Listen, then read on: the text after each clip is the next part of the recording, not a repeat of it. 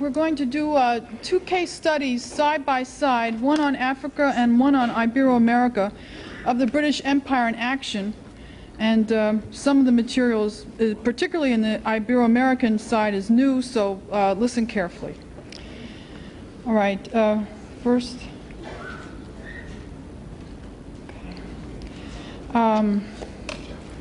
This is the document of the Trans-Aqua project for Central and East Africa, which was put forward by the Italian state energy firm EIR in 1990. According to this plan, a canal would have been constructed parallel to the river Zaire, and it siphoning off about only 5% of the entire water volume of that river. And that canal then would have gone north into the tributary of Lake Chad and then further to refill Lake Chad and to green the entire Sahel.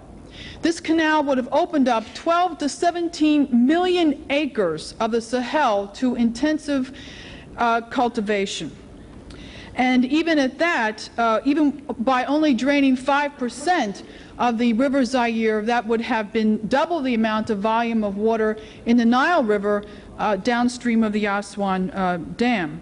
The next two, please. Oh no, it's the other way. Well, these are backward. No, yeah.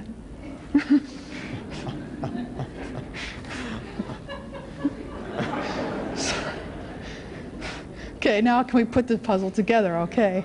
All right, so this gives you this is the intersection of the canal with what was planned as a Lagos to Mombasa highway right across all of Africa at that point. And this is a drawing of what the intersection of these two projects would have looked like at the intersection of the Ubangi and Chad River basins. So this is what Central Africa could look like today if this plan had gone through. But that's not what we got. The plan was ironically approved by President Mobutu Sese Seko of Zaire and also by the President of the Central African Republic. But instead, in 1990, as the world's eyes were riveted on the Gulf War, troops of the Ugandan army marched into Rwanda and unleashed the most intense genocide of this century. Next. Okay, recall in your mind's eye now the enormous numbers of horror stories that began to pour out in the United States press beginning in the end of May of this year on the death of hundreds of thousands of refugees in eastern Zaire at the hands of Kabila, Kagame, and Museveni. But now for a minute, sort of step back from that picture that you can undoubtedly evoke in your mind and think of that not as a horror perpetrated against strangers, but as a glimpse, a pulling back of the curtain, if you will, of your own future and the future of your own families if we do not set about soon to change the course of history. And in order to do this, it's very important to understand what happened in Africa and why. Next.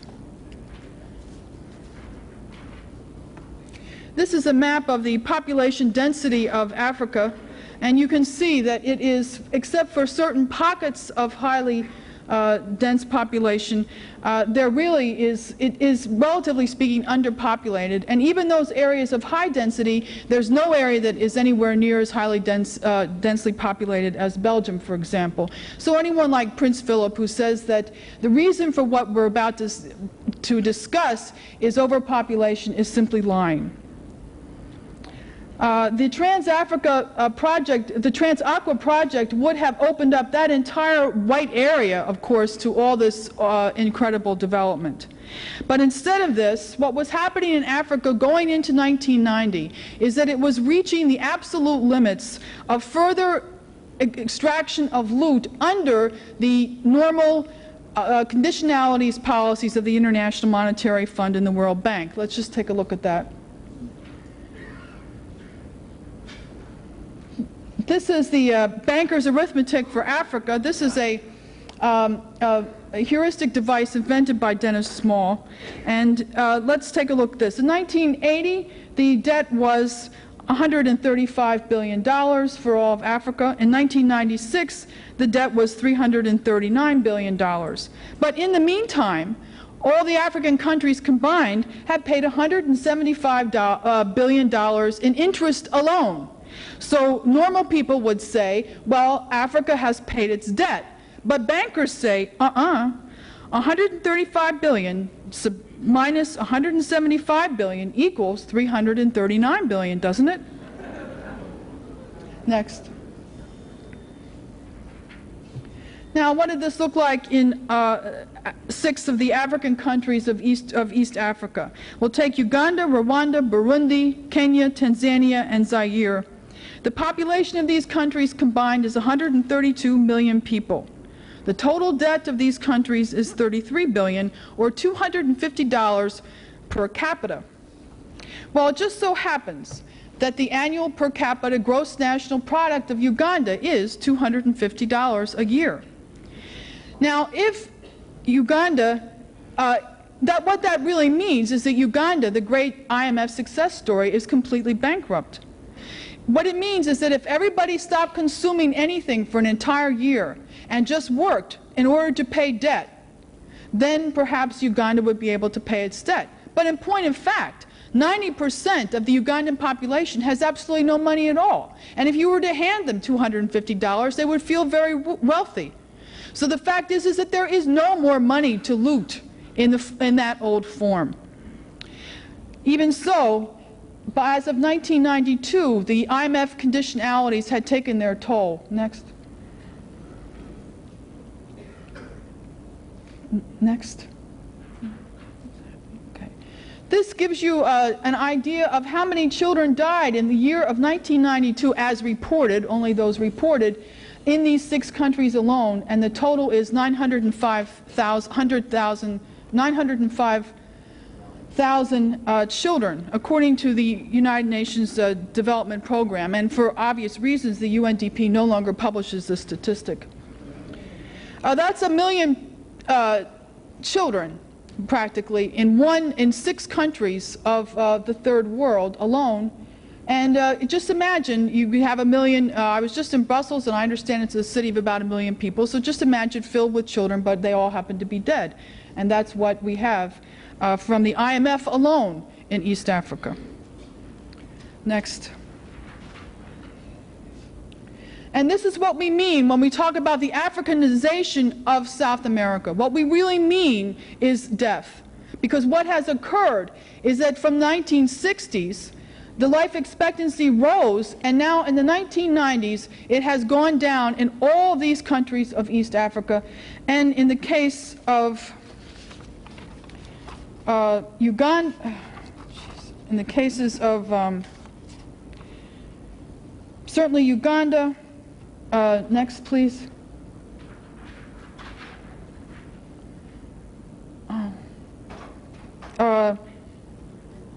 And Rwanda, it has gone below what it was in the colonial period, before independence.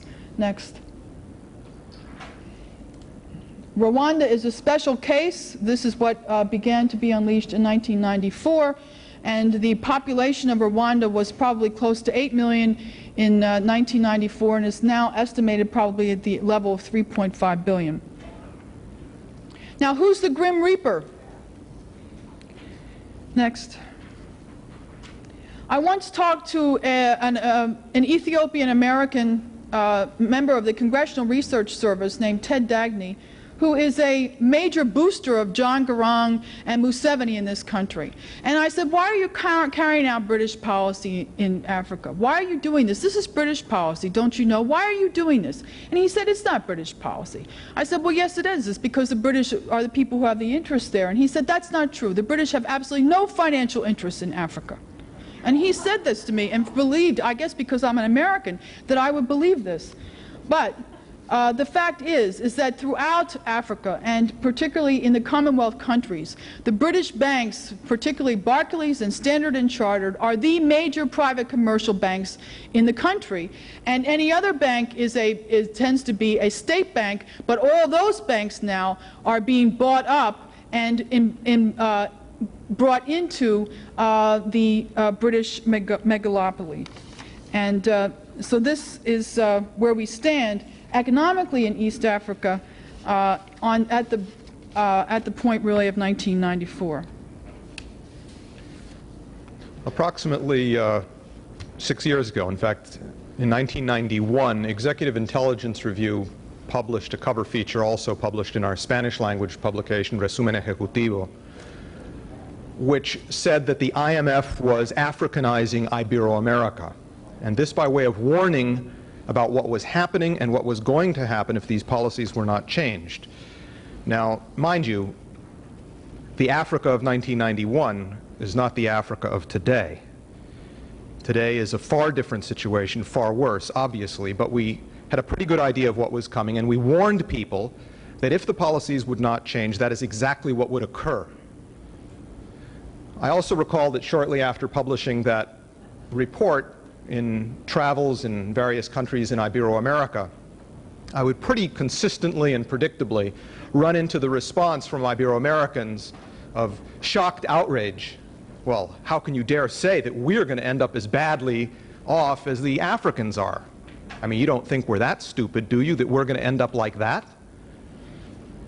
And of course, when we told the Eastern Europeans that they were going to be Latin Americanized the same way that Latin America or Ibero-America was going to be Africanized, I remember very well having a discussion. It was right here in this hotel in this lobby. Some of you here may have participated in this or heard some of the yelling and screaming. It was with a couple of Ukrainian parliamentarians who were absolutely horrified that I would dare say to them that Ukraine would end up moving down the same path as Mexico or Brazil or Zaire.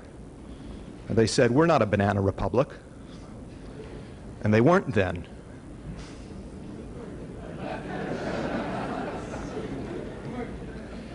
And of course I had to explain to them what should be obvious. It's not that we are insulting or talking about the dignity of those nations. We're talking about the intent of the people behind the International Monetary Fund, behind the banks, the British oligarchy, the British Commonwealth, and their intention to Africanize the entire world. And the same thing will happen here if it is not stopped. So when you are looking at Africa, you are not looking at something that's happening way over there. How dare you say that something like that might happen here? It will happen here. It is happening here in the most profound way, as I hope you will be made aware, perhaps disturbingly so, by the end of this panel's presentation. If I could have the first slide.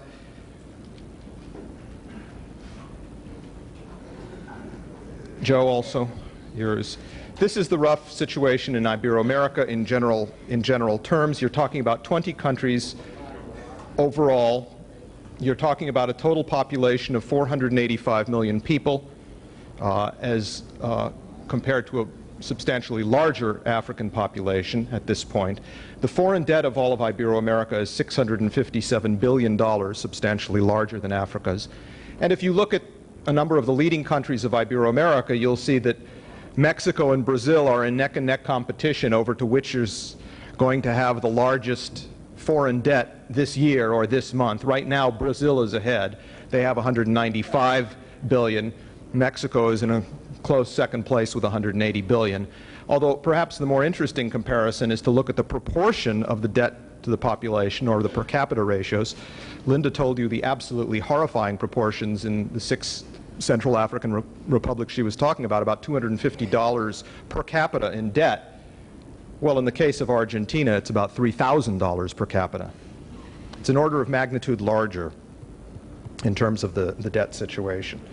The policies of the International Monetary Fund have wrecked Ibero-America over the last 15 years. They have brought it to a point of collapse of physical economy, which we have documented in some detail. The situation, however, that is coming down the line is far different than what has occurred up until now. Now, the upcoming Africanization is to produce levels of genocide and destruction, obliteration of the nation state, and above all, the bestialization of the human being of a sort which we have not seen until now. What's coming is new. Now, if you take a couple of just very rough physical economic parameters to compare Ibero-America, Africa, and also the United States, since I'm sure no one here shares any of the preconceptions or the prejudices that our Ukrainian friends shared, and was fully prepared to look at the prospects facing this country should we not turn this around. The foreign debt and population figures, as I had described them on the previous map, you can see that Ibero-America has a far higher debt per capita than Africa. In terms of land area, Ibero-America's land area is about 20 million square kilometers. Africa is somewhat larger, 28, 29 million, and the United States is 9.5 million square kilometers. If you take a look at agricultural production capability with one very simple parameter, grain output, grain production per capita, measured in kilograms per capita, production per year, you will notice that Ibero-America produces about 248 kilograms per capita, which is about 1/4 of what is produced in the United States. The African level, however, is approximately half that of Ibero-America. If you look at manufacturing, which is of course a sign of the relative state of development or capital intensivity of an economy, the situation in Africa and Ibero-America both is particularly despairing. In manufacturing jobs per 100 square kilometers, in other words, measuring it in terms of the density of the land area as such, Ibero-America has 61 per 100 square kilometers. In other words, less than one manufacturing worker per square kilometer.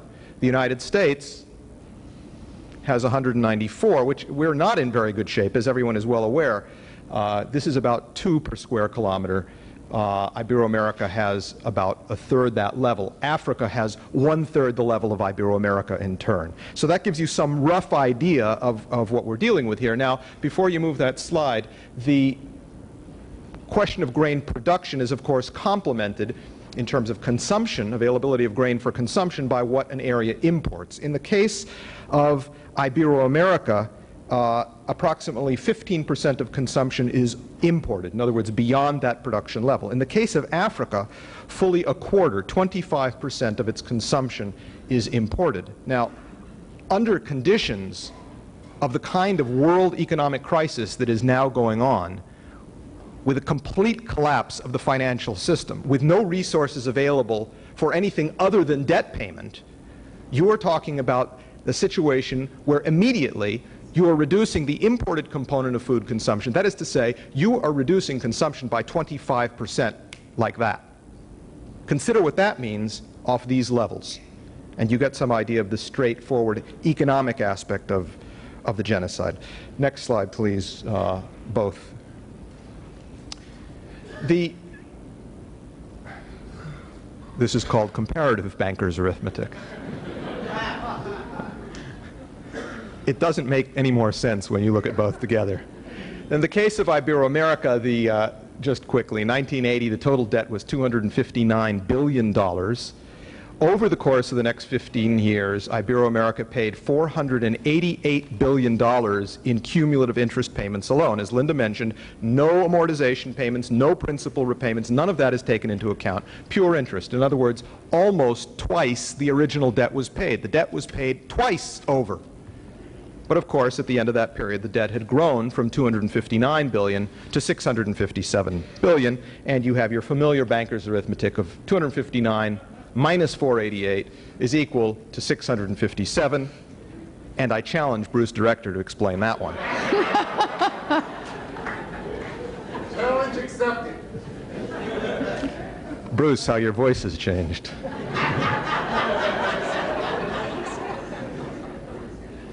Now, this process of debt looting is simply one feature, as many of you are aware, of the overall derivatives speculative bubble that's going on worldwide. This enormous growth of completely fictitious value, as you saw yesterday in the triple collapse function, has grown completely out of control with no physical economy under it to sustain it whatsoever. That is, of course, what blew out in Mexico in December 1994. It wasn't a Mexican problem or a Mexican debt bubble. It was an international derivatives bubble which blew up in Mexico.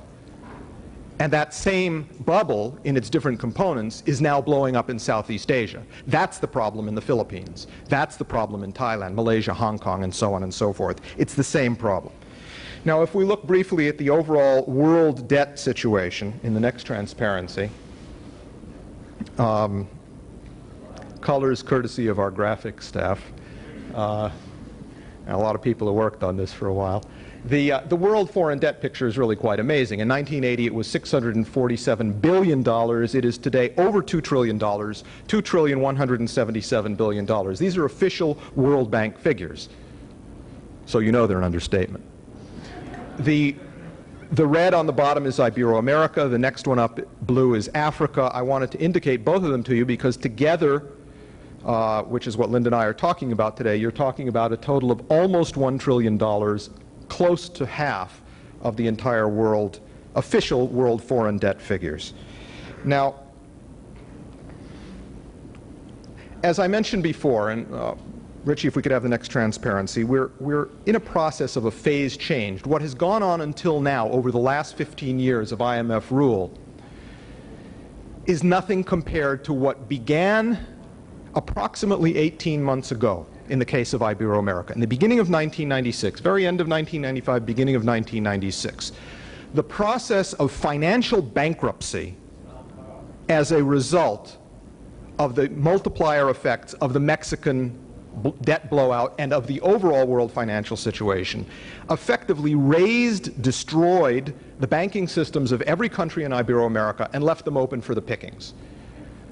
Well, the pickings came along very quickly. The banking systems were privatized. Every state sector bank just about was sold out, taken over by foreigners. And the situation today, according to our latest calculations, is in the case of Mexico, for example, 59% of the assets of the entire banking system are controlled by foreigners.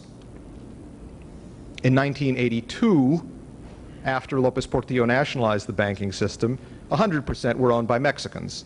They may have made mistakes, they may have had problems, but they were the sovereign owners of their own credit system within a very difficult world environment, but nonetheless, they were in charge, presumably, within their own borders. Not today. 59% controlled by foreigners. Venezuela, 41%, Colombia, 51%, Peru, 42%, and so on. You can see the general parameters across the continent is that about half or better of the banking system of every country is now run by foreigners, with one exception, which is Brazil.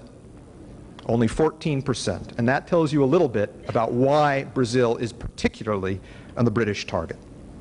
Now, the argument here in all of this to achieve this was, of course, the standard neoliberal free trade argument, which was delivered by the likes of Adam Smith's followers and so on to the governments of the third world, and Ibero-America in particular, where they said, but you must liberalize, you must open your doors, you must enter the new globalized economy. Why, if you will merely open the doors of your economy, all of the capital will come rushing in, and you will benefit greatly.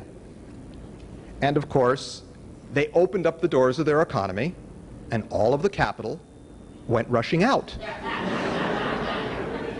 destroying these nations. That's free trade. The next transparency, please.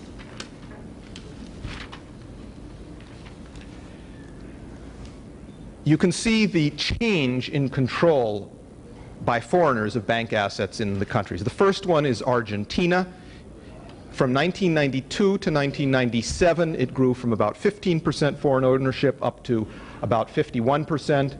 Chile from 16% to 52%. Mexico, back in 1992, there was only one foreign bank operating in Mexico, Citibank, with 1.5% of the total assets. That's why that's the real invisible empire. You can't see it there. Nothing. But now, close to 60%, 59%. And again, you can see Brazil. They have not yet done to Brazil what they have done to the rest of the continent. Now, of course, the question that always comes up, and especially so in Ibero-America, is, well, who's behind this foreign takeover? Well, it's obvious. Wall Street, right? Wrong. Next transparency. These are the top 10 financial groups in all of Ibero-America by size of control of assets. The largest single financial group is the Brazilian state. They control $207 billion in assets in their banking system. The Brazilian government, the state. That's about a fifth of the whole continent, which is $1 trillion. And if you then look down the line, the second largest banking group in all of Ibero-America is the Hong Kong and Shanghai Banking Corporation, controlling $46 billion in assets. In July of 1995, they controlled nothing. They weren't there. Now they're all over the place. They run the third largest bank in Mexico. They move big into Brazil. They've got huge holdings in Chile, in Argentina, all over. Hongshang, it's the lead bank of the drug trade. You have them taking over the banking system of Ibero-America, and you better watch American ghettos and suburbs, because that's what that means. It's drugs, it's marijuana, it's cocaine, and it's a new heroin boom coming into the United States. And I'll just state this parenthetically because there won't be time to develop it. What is happening now with heroin is what George Bush did 10 years ago with cocaine, crack cocaine. Remember our expose on that? George Bush brought crack cocaine into the United States, cheap, standard marketing technique, lowered the price to increase the consumption. That is now happening with heroin. 75–80% of the heroin coming into the United States that the captures are made on this is coming from Colombia. Not Southeast Asia, Colombia. And the standard purity of heroin in the past was 17%, 18%, really bad stuff was 22%. What do you think the purity of the heroin is coming in from Colombia today? It's 90%. That means that it can be smoked rather than injected. That means the stigma associated with a junkie who shoots up heroin all the time, according to the marketers of this, is no longer a problem to the expansion of their new commodity, inhalable heroin. And it's spreading today in the United States. Today, right now, it's spreading today the way George Bush spread crack in the ghettos of the United States in the mid-1980s. That's what it means when you have Hongshang being the second largest bank in Ibero-America. And you can see, looking down the line, that of the top 10, 6 are British. Hongshang, Banco Santander of Spain. There are 3 very large Spanish banks in Ibero-America. Santander, the BBV, Banco Bilbao y Vizcaya, BCH, Banco Central Hispano. They're totally run by the British. If you don't believe me, read the latest EIR. It's documented. So it's completely run by the British. Bank of Montreal, Scotiabank, and so on and so forth. Where is Wall Street? Well, let's take a look at the next transparency.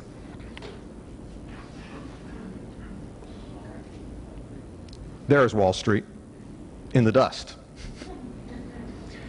Hongshang, Santander, Montreal, Bilbao Vizcaya, Central Hispano, and Scotiabank, all British, all way ahead of Citibank. Citibank is otherwise the largest, approximately $16 billion in assets. Don't get me wrong, Citibank is very big, very bad, very dangerous. They have branch offices in every country in Ibero-America, which the others have not yet replicated. Their policies stink, as do the policies of the Bank of Boston, but you can see who is actually taking over. That is the first part of the Africanization of Ibero-America. Linda? Okay. Now, from the standpoint of the invisible empire, 2 factors have impelled them to unleash the evil that we've seen in East Africa in the last 3 years. First, the old style of IMF straight conditionalities policy had left the continent with nothing more to loot out of the actual population. Second is the ongoing collapse of the international monetary system itself. And beginning in 1995, we saw a rush of the largest financial interests into hard commodities.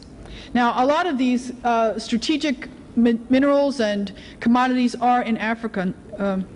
Transparency, please. This gives you an idea of its production, of the highest concentrations of production, not reserves, in Africa today. As of 1994, Africa provided the world with 37% of its chromium, 72.5% of its cobalt, 20% of its uranium, 81% of its platinum, 32% of its gold, and 45% of its diamonds. And this shows also the concentration down the center of Africa there with the Great Rift Valley down on into the Republic of South Africa. Next. The key country for strategic minerals is Zaire. But after 1990, when the plug was pulled on Zaire, its production took a nosedive. In 1986, Zaire ranked 5th in the world in the production of copper and was 1st in the production of cobalt and 2nd in diamonds.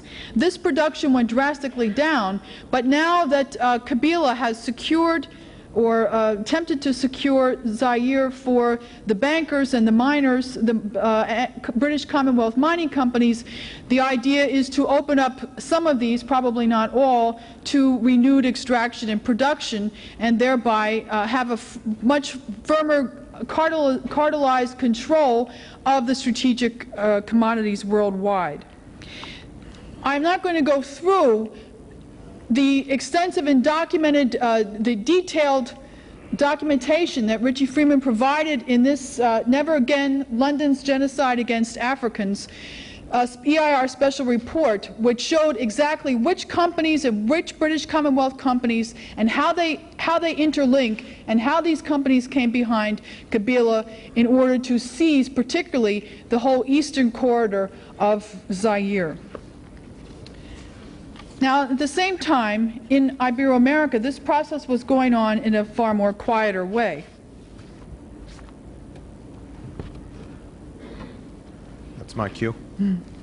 Okay. The first transparency, please. The continent of Ibero-America is shown in this and the next chart, singling out Brazil, which is the second column, because Brazil plays the role in Ibero-America in terms of the presence of enormous amounts of raw materials, which is similar to the role that Zaire plays vis-a-vis Africa. There are differences, but on this point, Brazil is the powerhouse as Zaire is to Africa. These are the 7 principal industrial base metals: bauxite, copper, iron ore, lead, nickel, tin, and zinc.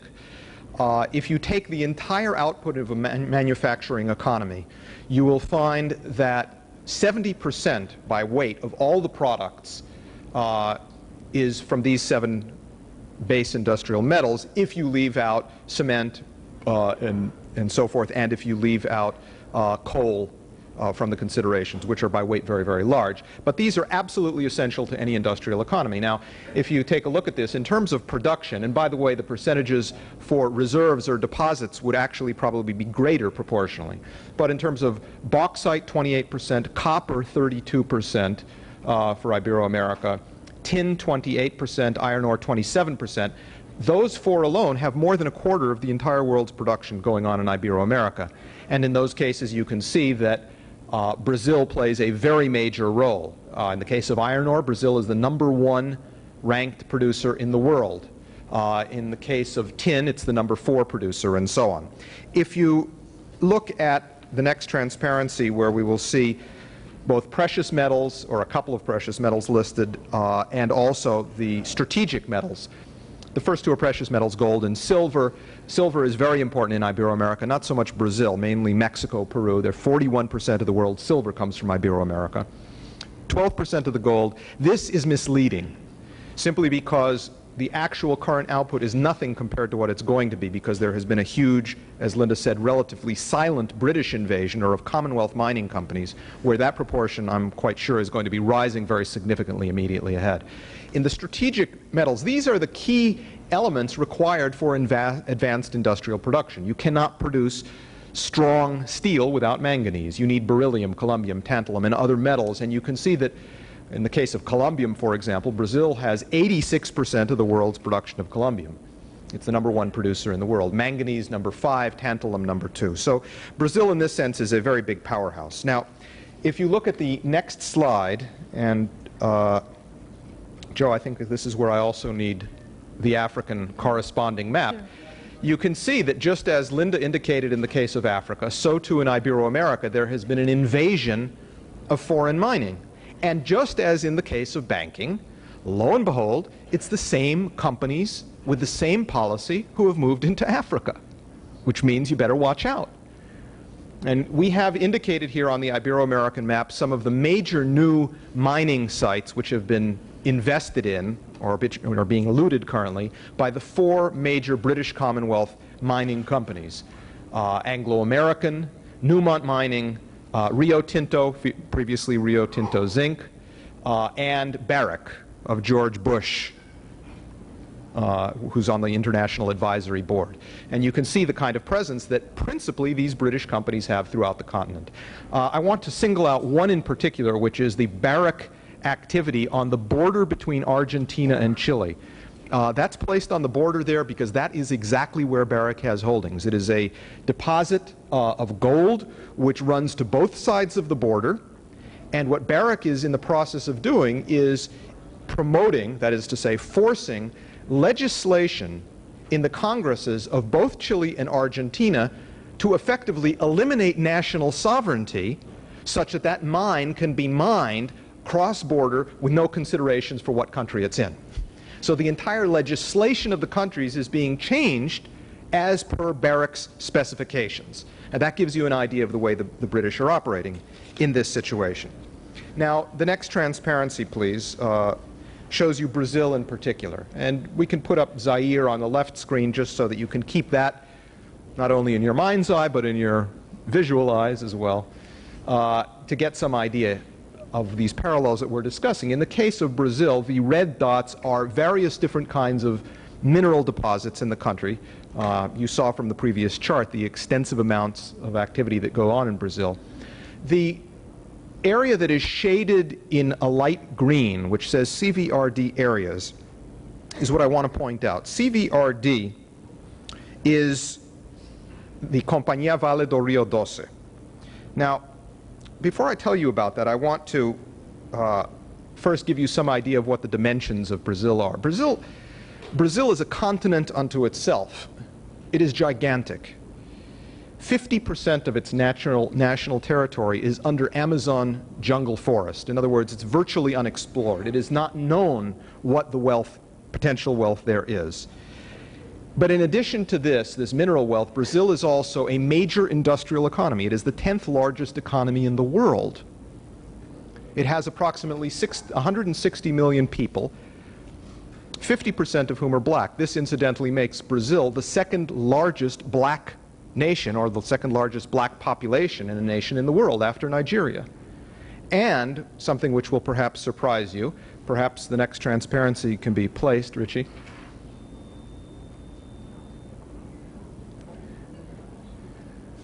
The map is drawn to scale. Don't believe me, ask John Sigerson. He'll prove it to you. Brazil is larger than the continental United States. They were sort of angry when we got Alaska and Hawaii because they figured they'd been cheated out of being #1 in the hemisphere. But you get some idea of what this is like. Now, these green areas that I was talking about, the CVRD areas, look at the one towards the south of the country. This is an area which is larger than the state of Texas. This is an area, that area of the country is a major area of activity of CVRD, Companhia Vale do Rio Doce. CVRD is the 3rd largest mining company in the world. It is the largest in the Americas. It is the largest iron ore producer in the world. It has enormous activities in mining. It owns 2,000 kilometers of railroads. It has 37 ships, 6 ports, 11 steel plants, some in the country, some outside, 3 paper plants, and so on and so forth. CVRD was originally founded in the 1940s when the Vargas government of General Getulio Vargas, with backing, explicit signed backing from President Franklin Delano Roosevelt in the United States, these were the Vargas-Roosevelt agreements, the Brazilian government of Vargas took over a British mining company called Itabira Iron. They nationalized it, and they made CVRD. And since then, that company has been the backbone of industrial development of Brazil. And it's, of course, of some significance and importance that this was done in coordination with the Roosevelt government in the United States, which provided some important support in this regard. Now, what's just happened is that in April of this year, Compañía Vale do Rio Doce was sold, was privatized to George Soros for a song, for absolutely nothing, a couple of $billion, nothing compared to what this company is actually worth.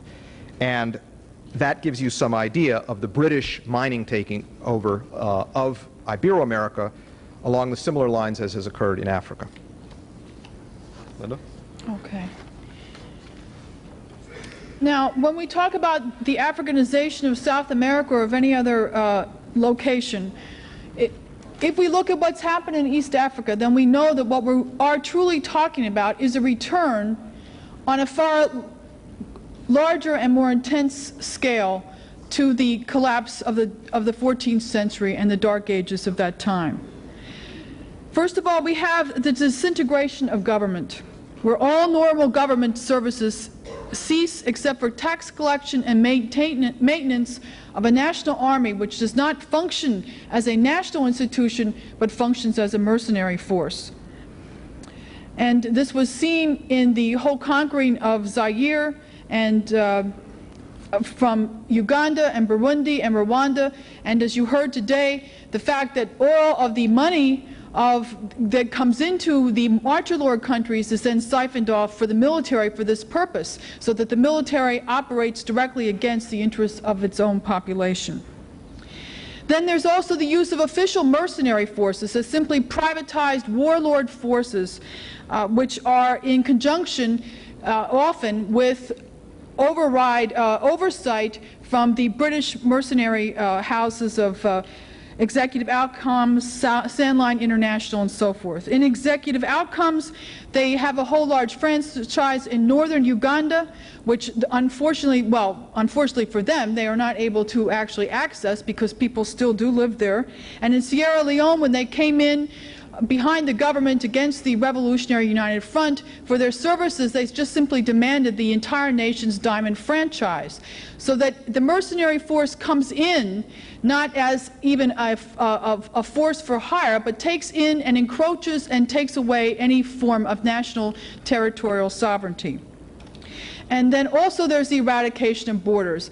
In Africa, because of the vast use or imposition at the point of independence by Prince Philip and the World Wildlife Fund of the reserve park system, already 8% of the entire landmass of Africa have been given over to national parks. Most of these parks straddle borders, and most of these parks have been used traditionally for years as the safe havens for guerrilla groups, which then maraud either side of the border at will from the safe haven of these parks. So borders, ever since independence, have always been had a vague existence within Africa itself. But now we see something different. Now we see something where borders simply no longer exist at all. And the linchpin in this operation, of course, is Ugandan President Yoweri Museveni. Could we have the first? Here he is as he is being sworn in on January 1st, 1986. And I want to put to rest, absolutely, I hope today, any idea that this person that his primary sponsorship comes from the United States. He was placed into power by the British, he's been maintained in power by the British, and that remains the case up to today. But let's go back to the very beginning. Next. This is the Evening Standard newspaper of December 14th, 1986, where it says that Britain will take up the case of Uganda to the IMF. It says that extensive talks between Museveni and Baroness Linda Chalker, Minister of Overseas Development, resulted in the decision also that Britain would begin training Ugandan troops and begin arming Uganda. A senior British Army officer was to be attached to the High Commission in Kampala. Now, it is at this point that Museveni's National Resistance Army, which came in with at most 10,000 people into Kampala in 1986, and probably many of those under the age of 15, it is at this point that the National Resistance Army moves from 10,000 up to 100,000 troops in Uganda, sustained by a Ugandan economy that has already been decimated by years of Idi Amin and civil war. The article ends that after Mrs. Chalker's first encounter with President Museveni last February, his recent visit to London, and her return visit, it is clear that Britain is more than ever identified with the Museveni government. That is 1986. Next. The support continued in April 2nd, 1993. We see this headline, Britain defends NRM politics. Go home, Douglas Hurd tells exiles in UK. Next. I saved the best for last here. This is Chalker finds her great black hope. Uganda bewitched by British ally. This is the Sunday Telegraph of June 30th, 1991. The story here is kind of funny and gives you an indication of just how totally corrupt all this is. You see that little plane down there? Well, Linda and Yoweri were in it. And it dropped to the ground unexpectedly, and they were on their way to visit their joint venture of Karamoja gold mine in the northern Uganda. And that's the story here. So, in point of fact, there should be no doubt that Museveni is a martyr lord force on behalf of these British interests. Next. Oh no, all right. Now, the current Minister of State for Defense of Uganda, Mr. Mbabazi, was in Sweden in 1989, and he gave an indication of what the British want to do, which is to eradicate the nation-state completely in Africa, has found its perfect vehicle in the national resistance movement of Museveni, or in this so-called revolution that is taking over Africa. Because Mbabazi told a group of Kenyan dissidents in Sweden in 1989, quote, "The national resistance movement revolution has no boundaries." He says to arrive at a new Kenya, all patriots, youths, men, women, workers, peasants, intellectuals, and all honest countrymen must assume their respective duties and responsibilities in the political, military struggles of the people. All must learn the science and the art of people's war to acquire the necessary skills to disarm the enemy. All must learn how to organize and train for war, plan for war, and manage or direct war. All must assist and contribute to progressively build a People's Liberation Army. And of course, this is what began immediately the next year, 1990. So here we have Uganda of 1986. We're going to just see the spreading ink block quickly. Next. In 1994, we can add Eritrea, which came under the British tutelage, Rwanda, which was invaded and taken over by the Ugandan army, and Burundi, which succeeded in defeating the national elected government of the first Hutu president, Melchior Ndadaye. Next. In 1995, Ethiopia joins the group, having succumbed finally to pressure to move against Sudan. Next. Mozambique joins the British Commonwealth. Next. And here we have the gigantic leap forward of 1997 when Zaire comes under it. Sudan is invaded both from the east and from the south, and this is carried out by a region-wide military force of combined troops of Uganda, Rwanda, Burundi, Zaire, Zambia, Angola, with aid from South Africa, arms from South Africa. Next.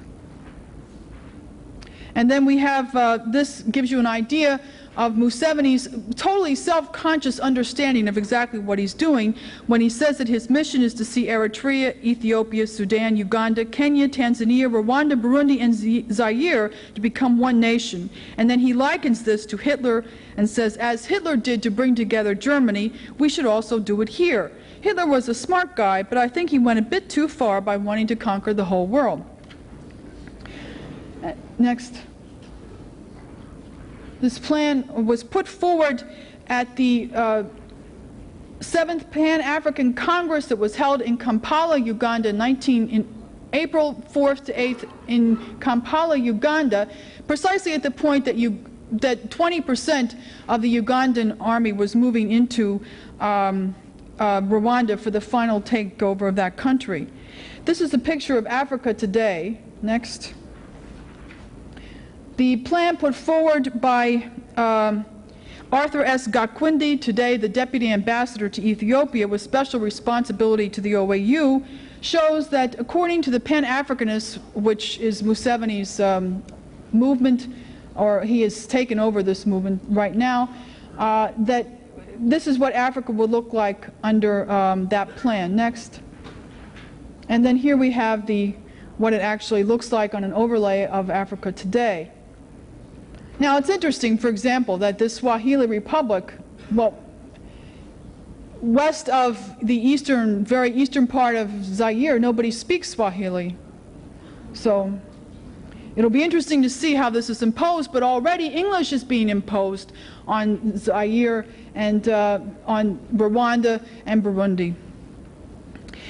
Gakwindi motivated this by saying the breakdown of central authority in Somalia and Liberia, the destructive civil wars that have crippled Angola, Mozambique, and Chad, the threats of secession in Sudan and Zaire, as well as the ethnic tensions that abound in many states on the continent, all call for the reevaluation of the viability of post-colonial African states and the sanctity of their borders. Next. And here we have the situation of the martyr lords and their auxiliaries. The martyr lords are in the currently, because now Kabila will become a martyr lord.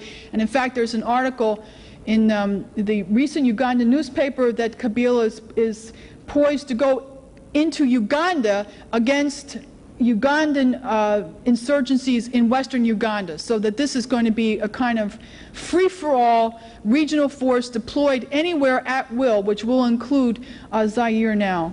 And then the auxiliaries, particularly South Africa, which said that it was, is now arming Rwanda and these martyr lord forces. The African National Congress very unfortunately put out a statement in defense of this by saying that Rwanda is a force for stability in the region. Next. And now we see the next targets of this, which is Kenya, which we've read about in the news. This is an extremely dangerous situation. And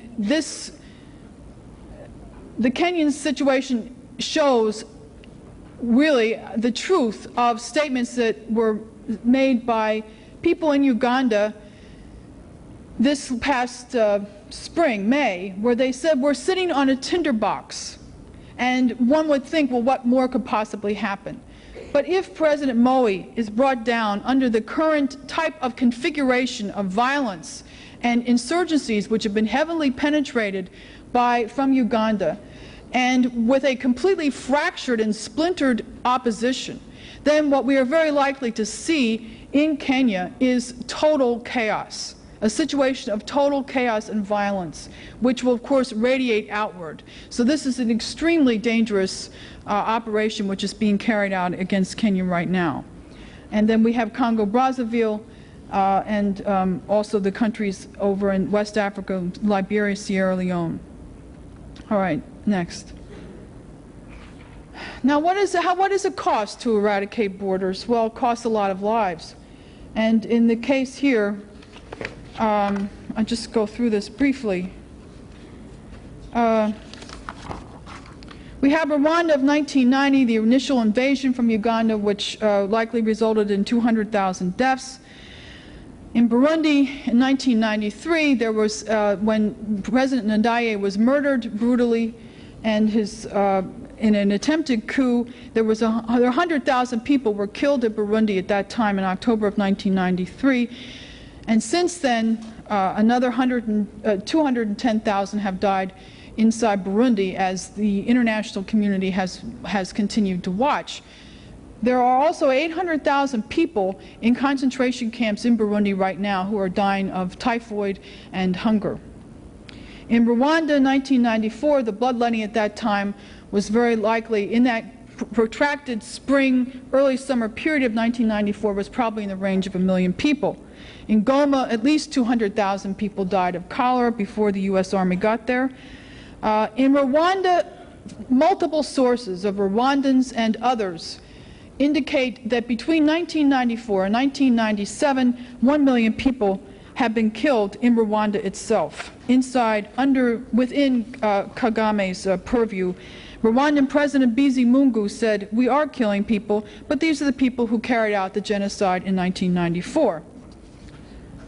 In eastern Zaire, at least 500,000 refugees were killed, and Zaireans, both Rwandan, Burundian, and Zairean refugees were killed in the process of the War of Liberation of 1996-97. And then if we take the entire Sudan War since 1983 and the dislocation that has caused, the death by killings and also by starvation due to the inability to cultivate, we have another 1 million people over that 14-year span. And in Uganda itself, actually this should read from 1983, when Museveni carried out the genocide in the Luwero Triangle, at least 1 million Ugandans have been killed inside Uganda in that period. So what we have, mostly in the period of the 1990s, is a total of 5,210,000 people dead in this East Africa area alone. And I would say that this is really a conservative estimate. Next. The fact is that nobody can say they don't know about it. We have here a picture of the Rwandan refugees being forcibly repatriated at the point that the atrocities became known in the end of May and June. If you look carefully at the picture, you'll see there's no young children in it, because most of the young children of these refugees had already died. I want to point out that the statements by Paul Kagame in the recent past to the Washington Post, that he in fact did carry out this genocide and would do it again. And then in a subsequent interview with the Mail and Guardian, he was asked, "Why did you say such a thing?" And he said, "Well, I don't like to lie all the time." On the one hand, this is an exposure of what has happened, but on the other, you have to consider the fact that this man has admitted to mass murder and gotten away with it. Nobody has called him to account yet. And this is the type of passive complicity which can be induced by the mass media if Paul Kagame and these people are not called to account. Then, in point of fact, we are complicit in the murder that has occurred. So this is what it costs in just one small area of the world to eradicate the nation state. Dennis. The process of nation-state eradication, or erasing borders, which is what the British are involved in at this point, is perhaps in one sense less advanced in Ibero-America than the situation in Africa, as you've seen. The end result of that, I think, is captured most forcefully in that picture of the boxcars, which no one can possibly miss the point that this did happen before in history. It was run by the same people who were running this, the British, that there was Nazi genocide carried out in the past, which America once mobilized to stop, and had we not so mobilized, the world would not be here today. That same type of genocide, only worse, is being carried out by the same people all over again, and unless we again so mobilize, it will not be stopped. Now, this eradication of the nation state, the erasing of borders, is not simply a question of redrawing a map. You're talking about replacing the nation state with terra incognita, with no man's land, with an area of rampaging armies on both sides, both controlled by the British. And this is how the British are operating. They're doing this in Ibero-America in a very visible fashion, and it's the exact same people that Linda just described in Africa. In one sense, the nation state is more firmly rooted historically in Ibero-America for a series of historical reasons. Most of the modern nations were created in the early part of the 19th century. There is a strong and important current in Ibero-America coming from the evangelization of the Americas, which was a tremendous European project which established a basis culturally and so forth, and with the concept of man, which we'll get to in a minute, which made it possible for such nation states to exist. And at most points, if not all points, where these forces of republicanism and the nation state flourished in Ibero-America, it was along with and in coordination with similar Republican-oriented forces in the United States, which today are represented by the LaRouche movement. There's a historical tradition on this. It is that which is now being submitted to the British eraser, what they're trying to get rid of. Now, the way the British work in this regard, and it's very evident, for example, in a case like Colombia, is first they finance and create narco-terrorist armies, supposedly of the left. They're behind the drug trade. They are behind, jumped the gun on me a little bit, but that's all right.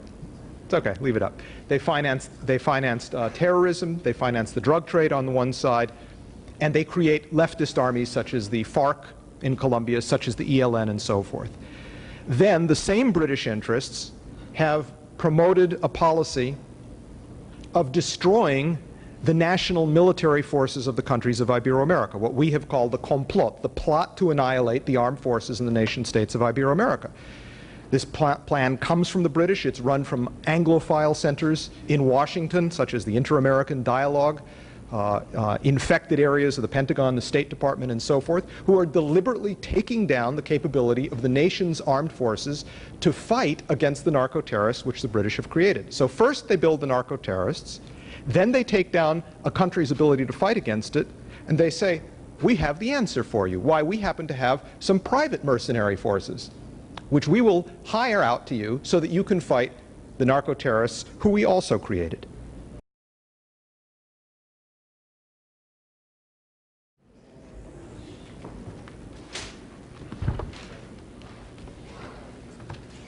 Okay.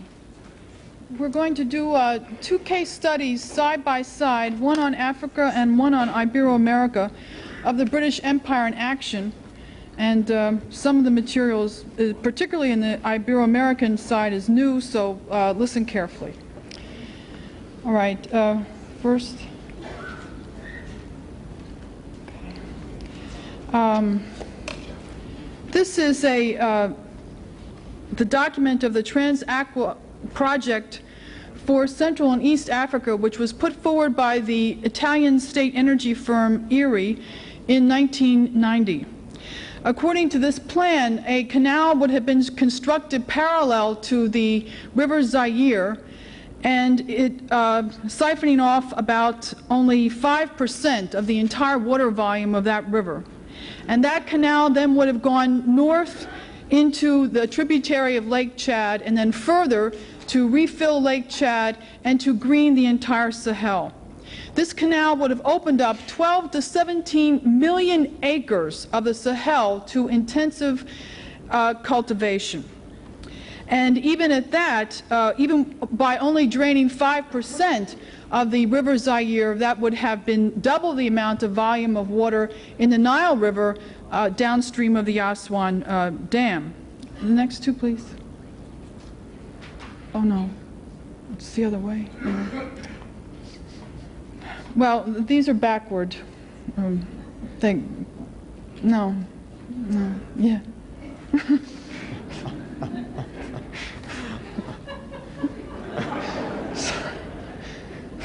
Okay, now can we put the puzzle together? Okay.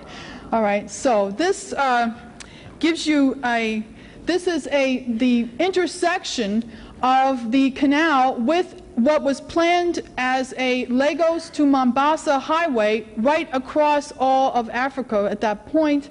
And this is a drawing of what the intersection of these two projects would have looked like at the intersection of the Ubangi and Chad River basins. So this is what Central Africa could look like today if this plan had gone through. But that's not what we got.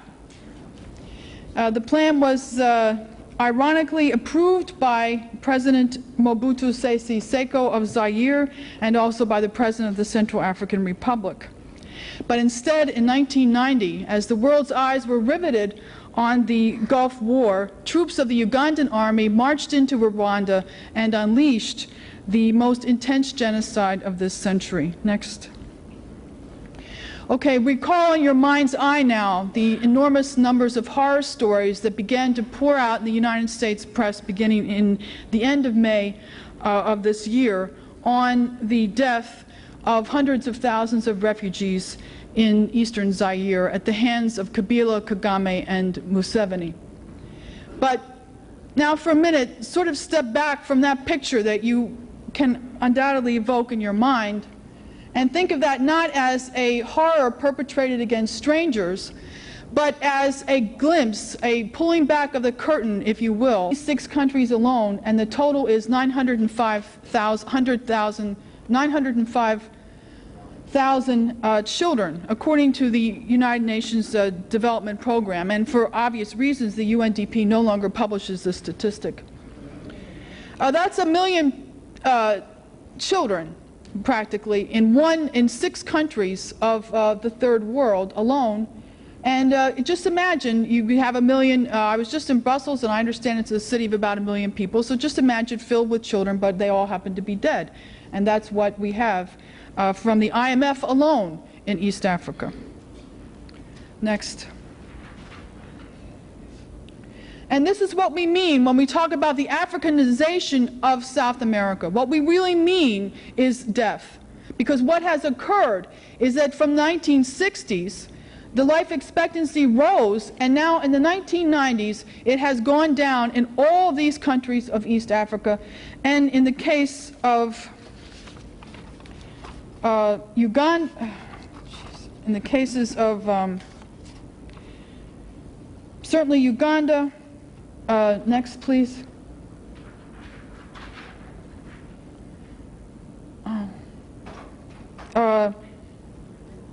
And Rwanda, it has gone below what it was in the colonial period before independence.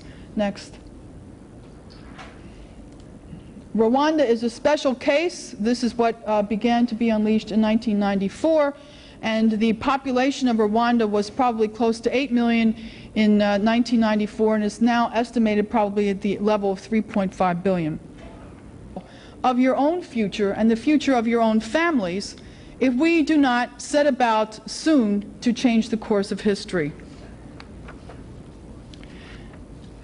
And in order to do this, it's very important to understand what happened in Africa and why. Next.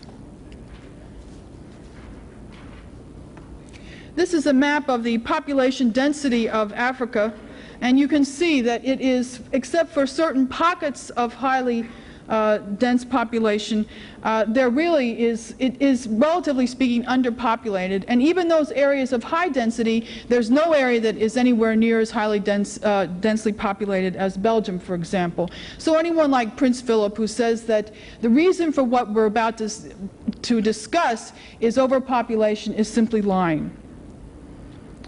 The Trans-Africa project, the Trans-Aqua project, would have opened up that entire white area, of course, to all this incredible development. But instead of this, what was happening in Africa going into 1990 is that it was reaching the absolute limits of further extraction of loot under the normal conditionalities policies of the International Monetary Fund and the World Bank. Let's just take a look at that. This is the banker's arithmetic for Africa. This is a heuristic device invented by Dennis Small. And let's take a look at this. In 1980, the debt was $135 billion for all of Africa. In 1996, the debt was $339 billion. But in the meantime, all the African countries combined have paid $175 billion in interest alone. So normal people would say, well, Africa has paid its debt. But bankers say, 135 billion minus 175 billion equals 339 billion, doesn't it? Next. Now, what did this look like in 6 of the African countries of East Africa?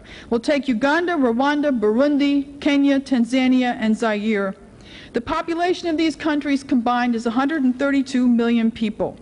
The total debt of these countries is $33 billion, or $250 per capita.